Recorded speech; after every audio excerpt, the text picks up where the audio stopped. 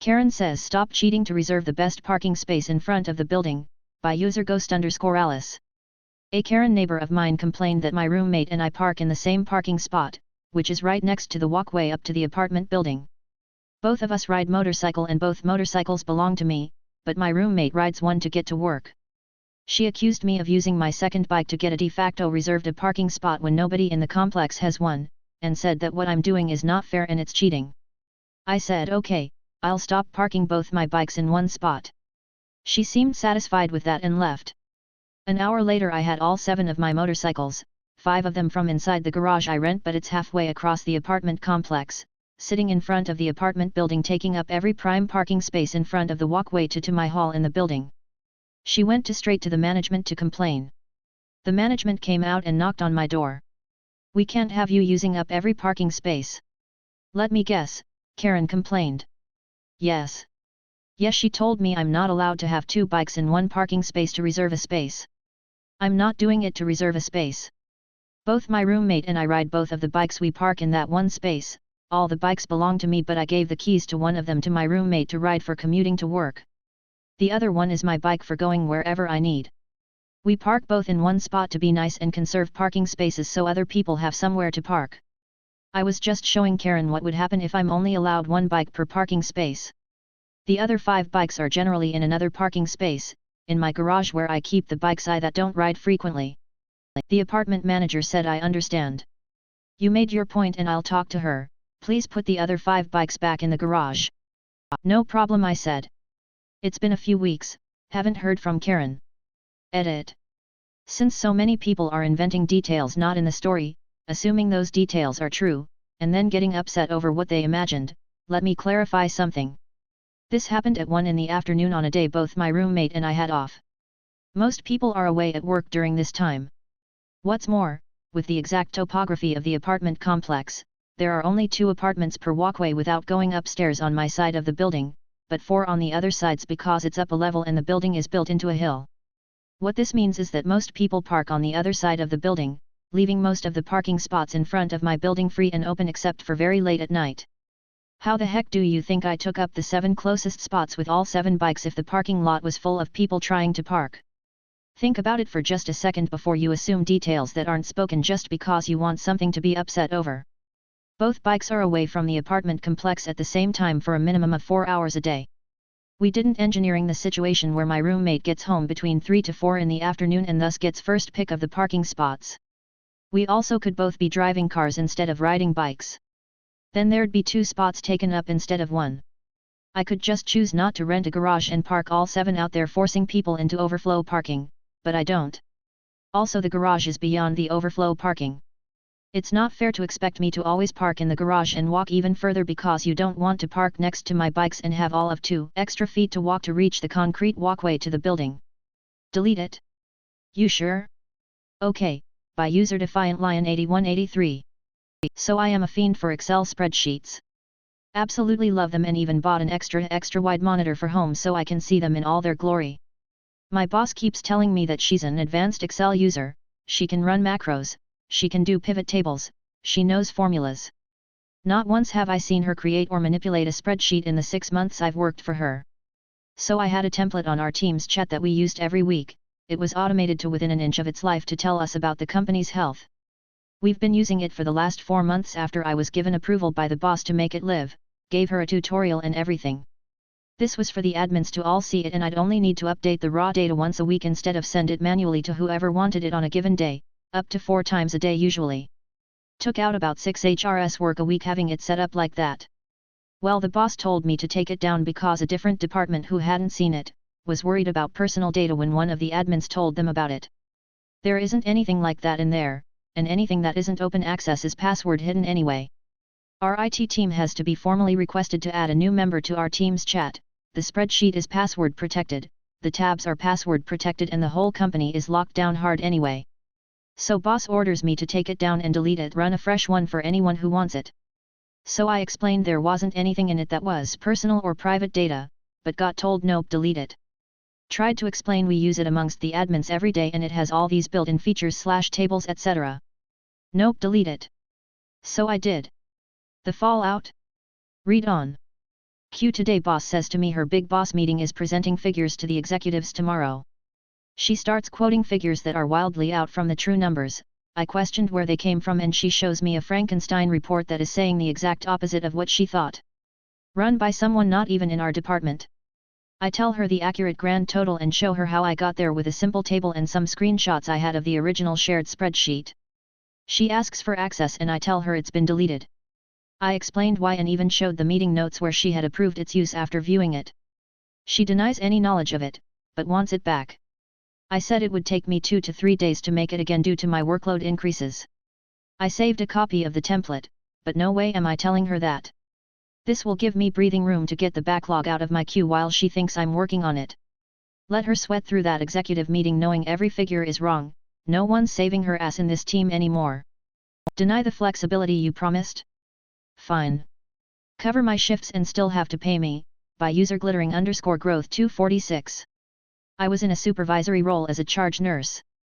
I'd worked in this position for about 3 years. I had great reviews and earned consistent raises and performance bonuses. I approached my managers and requested that they agree to a flexible schedule if I worked on my master's degree. I wasn't asking for time off, I just wanted them to adjust my schedule when it came time for my practical rotations. They agreed as they wouldn't be losing any productivity and would be gaining a nurse practitioner for the system.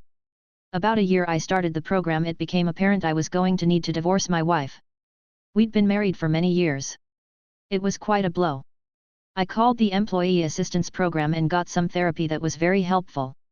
My managers also suggested I apply for FMLA, Family Medical Leave Act, leave due to their concern for my mental health. I was very grateful. I had been working for this system for a number of years and had many hours of PTO, paid time off, saved up. But I figured the FMLA leave would be a smart thing to be approved for in case court times were scheduled when I was working. I was approved for up to 40 hours per week for a year. About a year into my master's program it became necessary for me to step down from my role as a charge and take a staff nurse position. My main manager was livid. She took it very personally and stopped talking to me and greeting me. I was very hurt initially. As my practical rotations were about to start I reminded my managers of their promise to be flexible with my schedule. They denied my requests for flexibility and began to schedule me almost entirely for the times I would request off.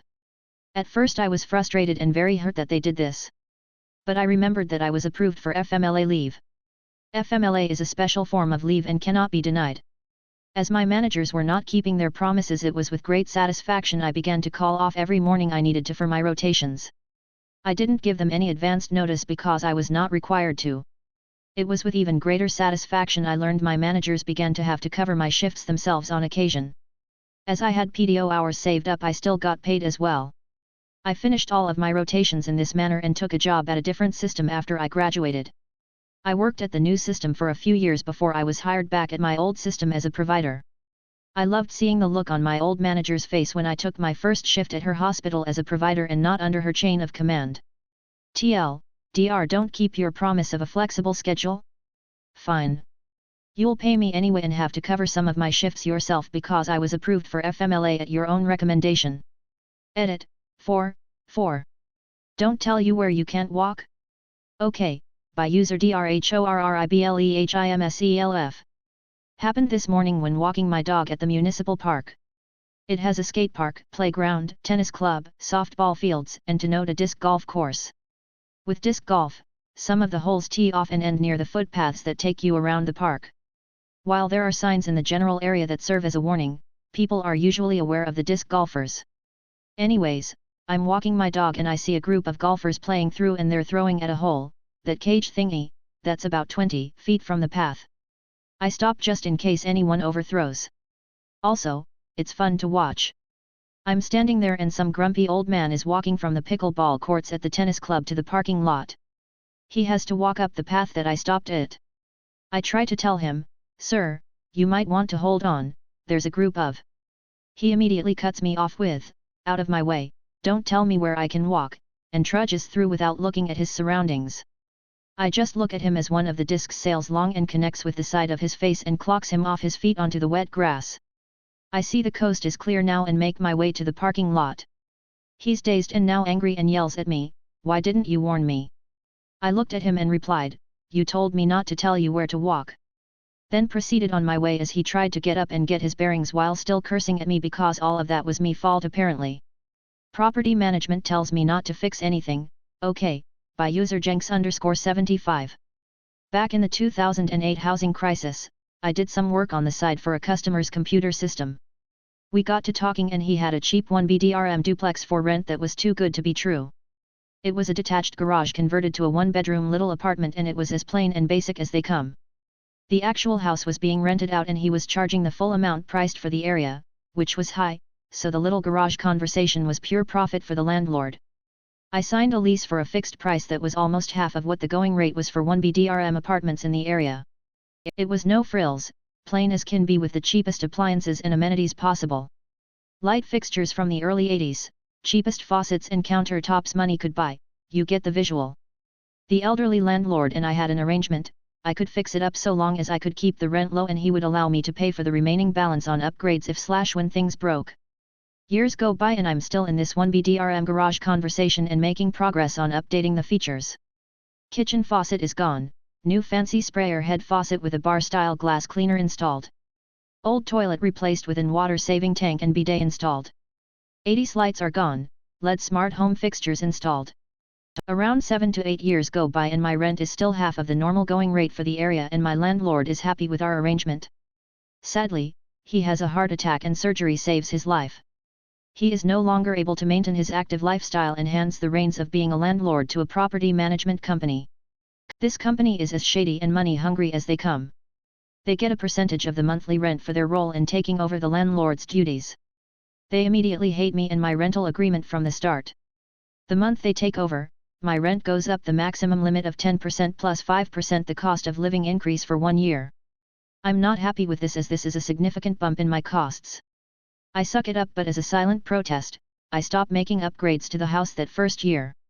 The 12 months later exactly, I get a notification that my rent will increase another 10% plus 5% cost of living increase. This is yet another blow to my finances but I can't really complain as my rent is still well below the average cost for the area. Another 12 months and another 10% plus 5% cost of living followed by another the following year. This whole time I had been saving a good portion of my paychecks as a down payment for a house but these rent hikes were hurting my ability to set aside money for this purpose.